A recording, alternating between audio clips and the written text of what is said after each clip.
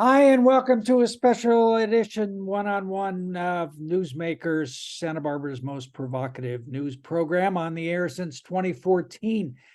There is news breaking out all over the world and in Washington, and for that reason, I'm very pleased and honored to welcome back to the program Representative Salud Carbajal, who joins us from the Capitol in Washington. Mr. Carbajal, thank you so much for joining us on such a momentous day. Well, thank you, Jerry, for having me on. But as you said, momentous. There's just a lot going on. Certainly, we have the speaker vote that likely will start today. But let me start with. Well, let me ask. Yeah, didn't you have a briefing on Israel today? Yes, we had a secret briefing this morning, and again, I joined my colleagues here in the House that have united to condemn the horrific terrorist acts by Hamas of Israelis and including some Americans, the murdering of children, civilians, just the violence. It's been horrific. And I stand in solidarity with all my colleagues, not only condemning this terrorist act, but we stand ready to assist Israel, make sure that they have the resources, the capability, and the weaponry to repel and deal with this situation, the horrific situation that they're dealing with. I know you can't talk about the briefing, but let me ask you this. Did you hear anything that surprised or shocked you more than you already were based on the news reports of the barbarity of Hamas? I can't say I learned more that shocked me further. I think the shock is already here, that to see that the atrocities that were committed, the plight that the Israelis are experiencing and enduring. Not a whole lot more. There was a little bit of information that was insightful, but for the most part, it was not more surprising. Yeah. Well, can you tell us this? How concerned are you about a widening war? You know, I guess the U.S. is sending 2 aircraft carrier groups to the Eastern Med. There's a lot of talk about Iran being behind this. What do you know? What I can think you tell us about that? I think there's 3 objectives that we're keeping at the forefront. One is to help Israel make sure that they can defend themselves and they have all the resources and weapons and that they need to address the situation at hand. 2, we're doing everything possible to make sure that this war does not widen. We are working with our allies. The president has made many phone calls. Part of the actions you've seen by our Secretary of State Blinken and President Biden, his remarks, as well as the armada of ships that you've seen go out to that area, is to send a message to all those that might give consideration to joining in attacking Israel, to let them know that we stand with Israel and we are going to do everything possible to make sure that the threats don't grow further and that we stand in solidarity with Israel. And the third objective is to make sure that we are protecting American assets in the region as well. Was Iran behind this attack? I think what's in open source is what I can discuss, and that is that certainly Iran has been over the years supporting financially a number of proxy groups in the region that including Hamas, and no doubt that has contributed to the latest attack by Hamas. But I can't go into more than that. But other than certainly Iran has had a role in leading up to what's transpired. Yeah, and obviously, it's the barbarity of Hamas that set this whole chain of events off. But how concerned are you about civilian casualties among the Palestinians as Israel responds Well, to this, both with aerial attacks and apparently with a ground attack that's coming? Well, obviously, it's very concerning. We don't want civilians in any region to be victims of any war. Keep in mind that Hamas is a terrorist group listed on the list of terrorism. And you got to separate them from the Palestinian people, because even the Palestinian people are under their own threat of leadership and governing. Ever since they came into power, they won an initial election. They have not had elections since. And they rule with authoritative hand. And so it's important to recognize that the broader Palestinian people are not who we are condemning here. We are condemning Hamas and others that are part of that effort. Hamas, the terrorist group that has inflicted these horrific attacks against Israel, is the one we are focusing on and keeping our eye on and making sure that Israel has the resources it needs to suppress and address that threat. But as a military matter, it's impossible, all but impossible, to separate Hamas from the civilian population, as you know. And that's what makes it complicated, and that's what makes it difficult. But Israel has the right to defend itself and the right to squash this terrorist group that is inflicting and has inflicted these attacks on Israel. It's got to be done. Yeah. All right. Just a last question on this, because we could spend all our time obviously discussing this, but do you think that this was in some ways a response to Israel's, I don't know if rapprochement is the right word, but warming of relations with Saudi Arabia? I wouldn't put it past that this was an effort to thwart the peace discussions and negotiations that have been going on. That could be part of the motivation. But no matter the motivation, there is no justification for the violence and the attacks that Hamas inflicted upon Israel. Right. No justification.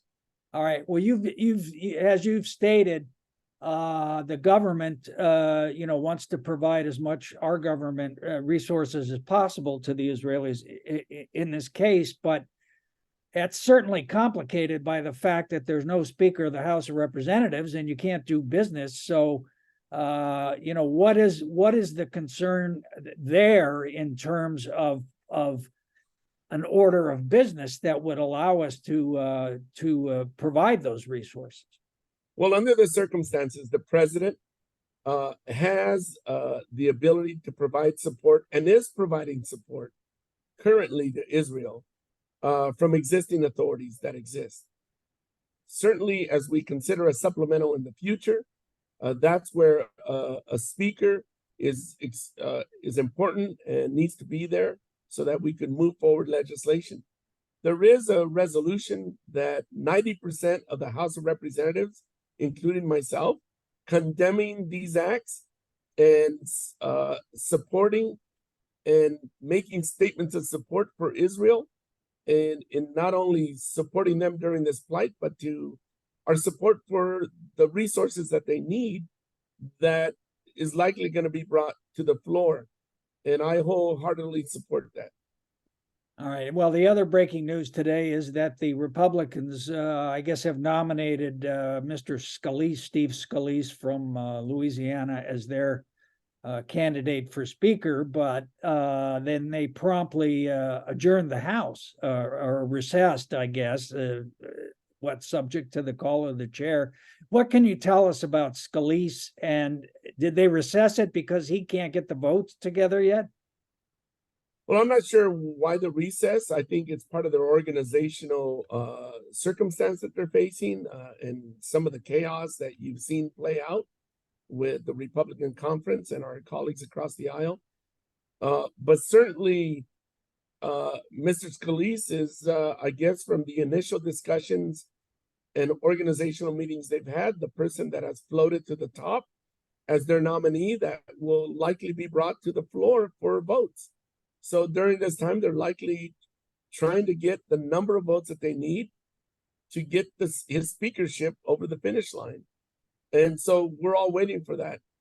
But no matter what transpires, hopefully there's a speaker that they're able to seat in the near future, today or in the next day or two.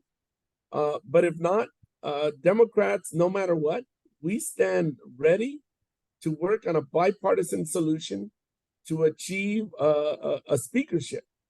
Certainly, I'm supporting Hakeem Jeffries for speaker again, but should they start continuing the chaos that we've seen back when McCarthy was seated, votes after votes after votes, if they come across a similar situation, Democrats have offered and have made clear that we stand ready to work on a bipartisan agreement to move forward with the speakership. Well, we should remind everyone, of course, that among other things, the Speaker of the House is second in line to the presidency, so it's kind of a big deal. But in some ways, third in line, isn't it's the president, the vice president, the speaker. Right, second in line after the vice president, Yes. right? Yeah. Yes.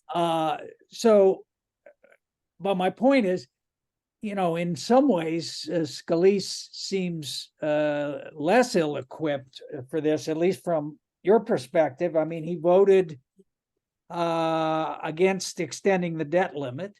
He voted basically in favor of the government shutdown. He's voted against aid to Ukraine. Wouldn't you have been better off with McCarthy? I mean, and those seem to be his mortal sins, the reason he was taken out by the Republicans. Well, I think that the fact that you have these candidates that were put forward and the motion to vacate for McCarthy tells you where the state of the Republican Party is today. If the candidates that they put forward have that type of history of votes and values and disposition, that's what the Republican Party and the House Republican Conference is putting forward, front and center, so that the American people could see what their leadership is about and what it reflects. And that's an answering that the Republican Conference has to answer to the American people. Certainly, it means that there's likely continued chaos and extremism and a right-leaning with the extremists in the House of Representatives on the Republican Conference side that we likely will continue to see. During McCarthy's tenure, we saw that he and the conference continue to move to the right more and more and more. Chaos, meritless impeachment, just a number of things that characterize an extreme agenda. The American people do not want more extremism. When you voted to kick McCarthy out, you said the U.S. House of Representatives needs a new direction, one that returns our focus to govern, putting people over politics, etc. For that reason, I voted yes today to vacate the chair. Does Steve Scalise represent a new direction? Being the optimist and hopeful person that I am, I sure hope so. But obviously his record, as you stated, doesn't reflect that it'll be necessarily a different direction. But there's always tomorrow. And being in Congress, you got to continue to be hopeful and optimistic. And that hopefully we can get back to putting people over politics and governing. Right now, we are not governing. We're at a stalemate. We can't do much without a speaker that is seated. But you knew the next guy was going to be worse. I mean, I know you're monomaniacally fixated on bipartisanship, but allying yourself with Matt Gaetz, Nancy Mace, and Andy Biggs seems a bit far to go for bipartisanship. Well, I think that's the state of the Republican Party here in the House of Representatives. But you voted that- with them. You voted with Gaetz. No, I didn't vote. We didn't vote with. Keep in mind that Nancy Pelosi and Democrats last Congress had the same margin that they currently have. And we were able to select a speaker. We were able to govern and pass some of the most consequential pieces of legislation in decades, from the bipartisan infrastructure law, the Inflation Reduction Act, the Chips and Science Act, the Safer Communities Act, the PACT Act, the Shipping Reform Act, on and on and on. That's what we were able to do. They have the same margin. They've created their own chaos and they need to solve it. But in case they continue with that chaos and they can't seem to solve it, as Democrats were able to deal with the diversity of opinions in our conference, we stand ready to come up with a bipartisan path forward. I want to make that clear. Democrats stand ready. It's just a matter of collaborating. It takes two to tango, and we need somebody to step up and say, yes, we want that bipartisan solution that you Democrats are putting forward. Do you agree that Donald Trump controls the Republican Party and that it is now an authoritarian anti-democracy party? Well, I think you characterized it quite accurately. The shadow of Donald Trump continues to dominate the guiding platform for the Republicans in the House. There's no doubt about that. So why do you want to work with on a bipartisan basis with authoritarian anti-democratic autocrats? Well, keep in mind that not all Republicans are of that ilk. There's a percentage of them that are part of the Problem Solvers Caucus, the Problem Solutions Caucus, the Poor Country Caucus, 3 caucuses that I belong to, where we strive to try to find common ground when at all possible. We're not always successful, but we work towards that. And individuals, a good number of individuals that make up those conferences, those caucuses, should I say, could be reasonable. And I've enjoyed building relationships with them and doing all I can to work across the aisle when at all possible to govern, because I was elected to govern and to not get caught up on ideological wars. Certainly proud of my democratic values and principles and minimizing in any way, shape, or form compromising those. But within that framework, to be willing to work across the aisle to govern for the American people and the Central Coast residents that I represent. All right, before we leave this, let's talk a little bit about aid to Ukraine, because that now appears to have become a partisan issue that Republicans increasingly are against aid to Ukraine. Scalise among them has voted against it. I mean, how are we going to continue, or are we going to continue to assist Ukraine against the invasion by Russia if one of the major political parties says that they're washing their hands of it? Well, I think that there is still a good number of Republicans that are willing to join Democrats to make sure that we continue to support Ukraine. Supporting Ukraine is not just for Ukraine. It's really to make sure that Putin doesn't continue to grow this war, doesn't continue to invade other democratic countries. And it's in our best interest to make sure that Ukraine prevails and to support them so that we don't have to send our men and women to the front lines and be part of this war and in some way end up growing it further. It's in our best interest to continue supporting Ukraine. And I think Democrats are united in that. It's unfortunate that Republicans have been divided on that issue, but I think there are still a good number of Republicans that would work with Democrats to make sure that that gets accomplished. All right. We're facing another, or you're facing another government shutdown next month. A scale of 1 to 10, with 1 being it's not going to happen, 10 being absolute certainty. How likely is it that we're going to have a shutdown? Well, I'm hopeful that we don't. And Democrats and I are working every day to make sure that we are offering a bipartisan solution to keeping our government open. We don't want a government shutdown. And as long as our colleagues on the other side of the aisle adhere to the framework that was agreed to in the debt ceiling and don't renege on that, I think we could achieve that. But if they do and continue to move forward with chaos and undermining agreements that were reached, then I think we likely will have a shutdown. But it'll be on, make no mistake, my Republican colleagues across the aisle. So you would say it's likely that we would have a shutdown? There's a good chance we will if they continue with that chaos. Keep in mind the Senate has already moved forward in a bipartisan way, overwhelmingly bipartisan, their Senate bills. And they're the ones who put forward a CR that resembled, short of not the Ukraine funding that the House moved forward, the framework that allowed us to move forward with the CR that was passed.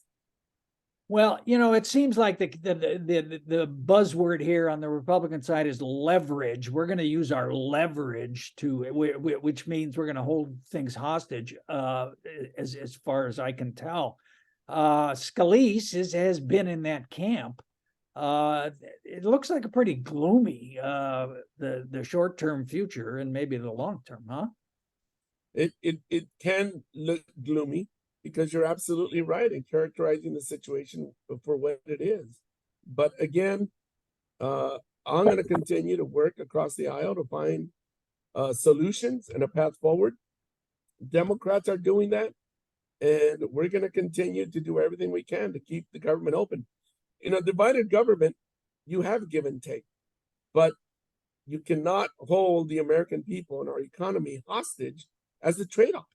And that's what some of my colleagues across the aisle are doing. Certainly there's room to negotiate, but in an unreasonable fashion, and to not adhere to the debt ceiling agreement that was reached in terms of how to move forward with appropriations would be untenable and would lead us to a government shutdown, all created by the Republican conference. All right, let me just ask you a couple of political questions. I was looking at some polling this morning, and just let me run this down real quick. The Real Clear Politics average shows Trump ahead of Biden, 45-44. 67% say the country's on the wrong track. 56% disapprove of Biden's performance. 62% have concerns about his mental fitness for the job, compared to 51% for Trump. And 77% say Biden's too old to be effective. 49 to 28 voters say Republicans are better on the economy. Trump's ahead of Biden by 7 points in Michigan and 9 points in Pennsylvania. It seems like there's a lot of red lights flashing for Democrats. Don't you think he should step aside? The president should step aside and take deserved honors for what he's done in the first term and have an open primary, given the political landscape looking the way it does? Let me first tell you that President Biden has been one of the most effective presidents that we've had when you consider all that was passed in his first 2 years. Unemployment down, jobs created in record numbers. Certainly we have inflation, part of which is beyond his control. And we've been working on trying to address that. Gas prices and inflation is still too high for the American people and Central Coast residents that I represent. But I think that he's done an extraordinarily good job. He's been effective, and we need to continue doing more. And that's what he's focused on. Now, in terms of the polling you raised, polling is a snapshot, and oftentimes doesn't capture the essence. The more people are aware and reminded of all the successes and the legislation that is now actually hitting the ground, bipartisan infrastructure law. Over $500 million has come to the Central Coast. Infrastructure is being upgraded. Investments are being made in renewable energy. The more the American people come to terms and understand of all those accomplishments, the attitudes and sentiments, I think, will reflect that. So you're saying it's just I don't get caught up on a poll that was done as the final word on where things are headed or where they're at. so you're saying that it's just a messaging problem? Oh, I'm saying it's a combination of factors, but all I can tell you is that we're doing everything possible to get out the word. The president is doing everything possible to get out the word of all that has been done to reaffirm to the American people what effectiveness looks like versus chaos of the previous 4 years of that we saw under Donald Trump. Belittling the people, chaos, just not becoming of a president. And people are going to have a choice: an effective president who gets things done, or chaos, more chaos of what we had under 4 years of Trump. But And I think it'll become crystal clear to the American people what the options are. But people aren't, they're not listening to that. They can't get beyond the fact that he's 80 years old. 8 out of 10 say he's too old. That's a big number. We're a year and 3 months away from the election. If you go back to the polls, when Trump and Biden were first running, they kind of went back and forth. You could have picked any poll and made the same case, but you know who won? President Joe Biden won. And we have every hope and expectation that that'll be the case when the American people have the options of more years of Donald Trump and chaos, or 4 more years of an effective president who's gotten a lot done. It'll be a no-brainer for the American people. All right, let me ask you this. One of your colleagues, Mr. Phillips, Representative Dean Phillips from Minnesota, is making a lot of noises about mounting a Democratic challenge to the president, and basically stipulating he's not going to win. But gee whiz, this guy's too old to run.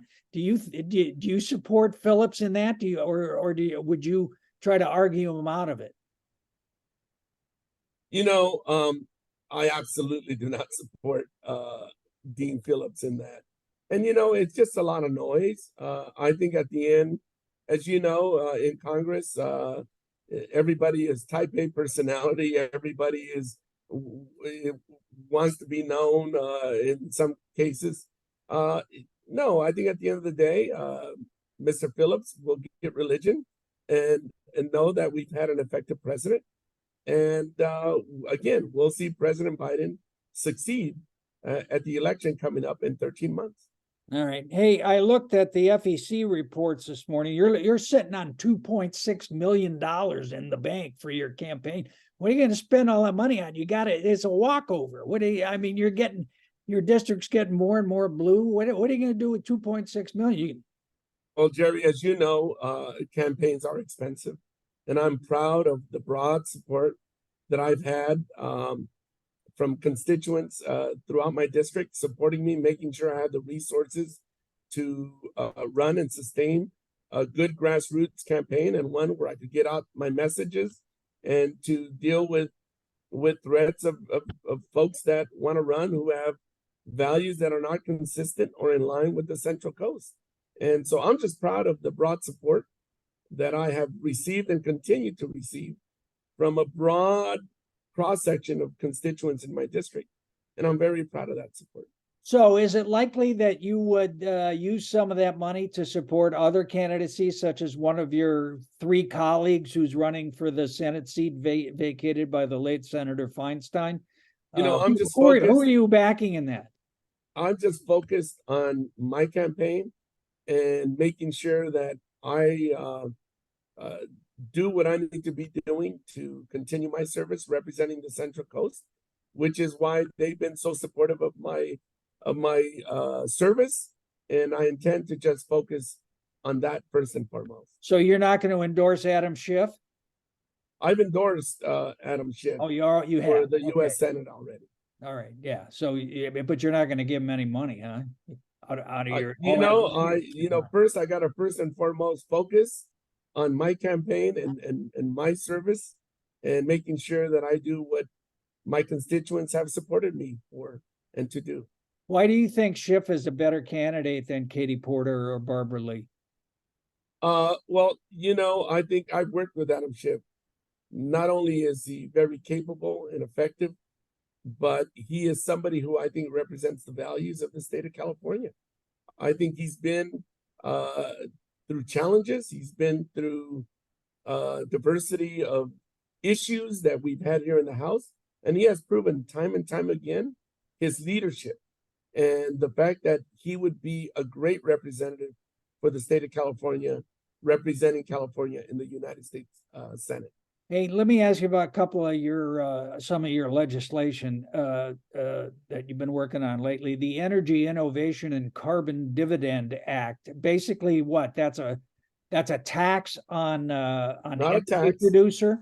That's not a tax. It would be a fee assessed on the emissions, the carbon emissions that are produced, and that to offset those emissions, and the money collected would not go to government. It would go back to the American people as dividends. And that, I think, would help us address climate change in a very substantive way, create innovation and investment in clean energy technology by many companies and corporations. And at the same time, the resources that are collected from the fee on carbon would go back to the American people. And the argument there, as I understand it, and tell me if I'm wrong, but it's to help, giving the money back is to help with temporary increases in costs associated with the transition to other forms of energy. Correct? Isn't that an admission that so-called green energy isn't going to pay for itself? Yeah, well, I think it's part of it, but that's what would mitigate any increase. The bottom line is that at the end of the day, families would get $800 to $1,200 return by the resources that are collected through this legislation, assessing a fee on carbon. But if it increases gas prices to $10 or $15 a gallon, that's not going to go very far. I'm not sure that is the outcome that would occur. But I'd love to see your science if you think that's what it would do. Well, based on the information I have, it would not do that.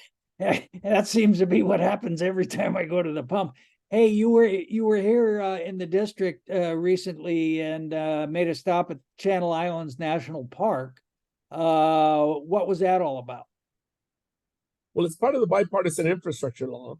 Part of the resources that were part of that law were to address orphan wells, and orphan wells are wells that orphan wells orphaned wells, oil wells that were not capped appropriately or dealt with by companies that were allowed to drill in the park over the decades.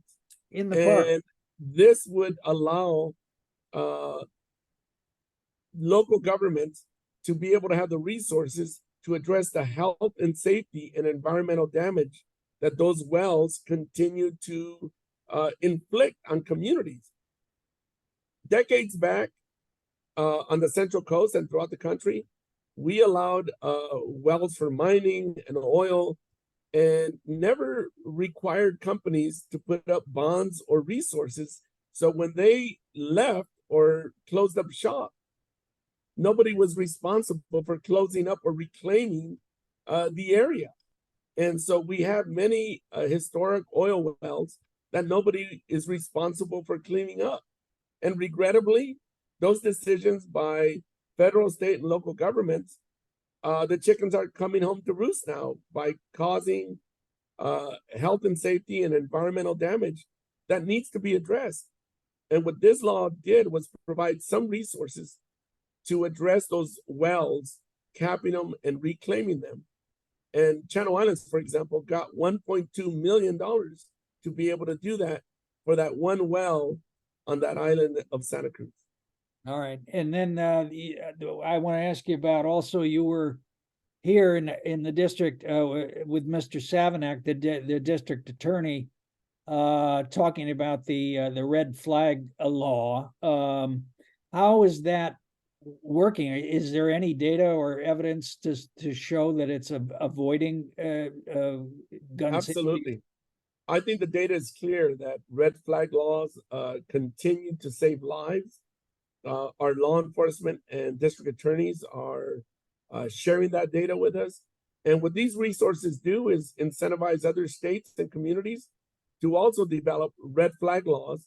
And for states like California that already has red flag laws, it provides funding for them to train the courts and to train law enforcement and to educate communities of how this tool is used to save lives in our communities. California has already gotten about 20 million, and they're in the process of distributing those resources to the local courts. My Extreme Risk Protection Order Act was part of that bill, and what got $750 million allocated as part of the Safer Communities Act to make sure that we are incentivizing states to develop more laws, red flag laws, and to help states like California to train and educate people of how they're best used. And how does it work in practice? I mean, yeah, you give them money to incentivize programs, but what actually happens on the ground? What is supposed Well, to? individuals, I'll tell you, individuals, family members or close associates or loved ones, when they come across an individual who seems to be posing a danger to themselves or others, and is in a certain state of mind that is concerning, law enforcement working with individual citizens go before a court to get a temporary restraining order to temporarily take those weapons away that they might have in their possession, lessening potential infliction of gun violence on society and themselves. Because we know that over 50%, if not 60% of the gun violence is also suicide. So it's not just mass shootings we're talking about, it's suicide prevention as well. And of course, you have had personal experience with that, sadly. Yes, well, I've had it in twofold. One is my own sister committed suicide when I was a little boy, and the community of Isla Vista, as you recall, years back, had somebody who committed a mass shooting, and this law could have assisted in those cases.